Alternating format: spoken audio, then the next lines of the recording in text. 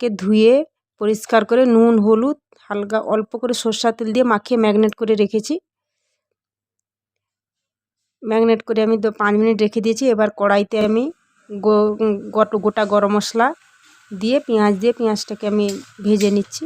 তো পেঁয়াজটা ভেজে আমি তুলে নিলাম। সেই তেলে করে আমি মাংসটাকে ফ্রাই করে নেব হালকা, যাতে খাওয়ার সময় একটা আঁশটে গন্ধ বেরোয়, সেই গন্ধটা যাতে না বেরোয় তার জন্য আমরা এই মাংসটাকে তেলে একটু ফ্রাই করে তুলে নিলাম।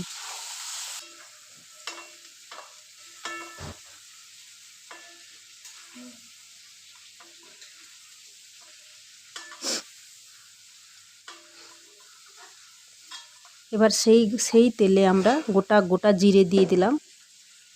তারপরে সেই ভাজা পেঁয়াজটা আমরা ঢেলে দিলাম।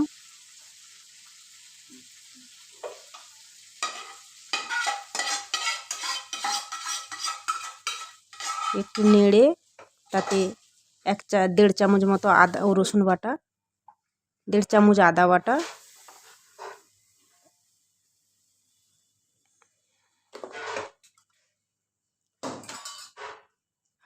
1 চামচ হলুদ গুঁড়ো, 1 চামচ লঙ্কার গুঁড়ো, 1 চামচ ধনে গুঁড়ো এবং 1 চামচ জিরে গুঁড়ো দিয়ে ভালো করে মশলাটাকে নেড়ে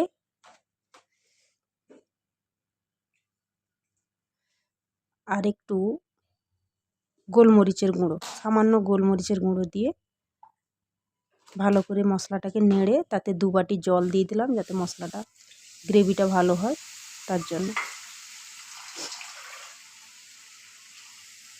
এই জলটা যতক্ষণ না তেল ছাড়ছে ততক্ষণ আমরা নাড়তে থাকবো।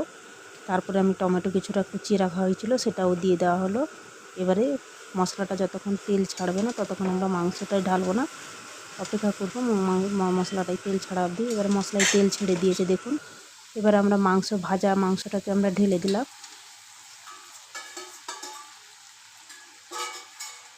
আর মাংসের সঙ্গে মশলাটা মাখিয়ে নিচ্ছি ভালোভাবে, মাংসের সঙ্গে মশলাটা নেড়ে চেড়ে ভালো করে মাখিয়ে নিচ্ছি।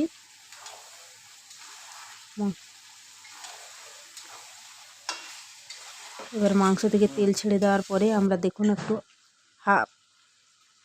50 গ্রাম মতো দই ফাটিয়ে ওতে ঢেলে দিয়েছি। এবার আমরা ওকে কষতে থাকছি। তারপরে এবারে উষ্ণ গরম জল 1 বাটি মতো আমরা ঢেলে দিলাম, যাতে মাংসটা ভালো করে সেদ্ধ হয়ে গ্রেভি হয়ে যায়। এটা আমরা বানাচ্ছি চিকেন কারি। আজকে আমাদের রেসিপি হচ্ছে চিকেন কারি। এবার দেখুন এর মধ্যে আমরা গরম মশলার গুঁড়ো দিয়ে দিলাম,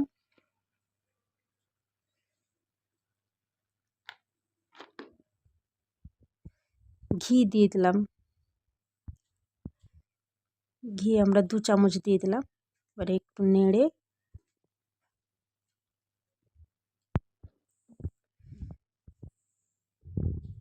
নেড়ে নামিয়ে নিলেই আমাদের চিকেন কারি রেডি।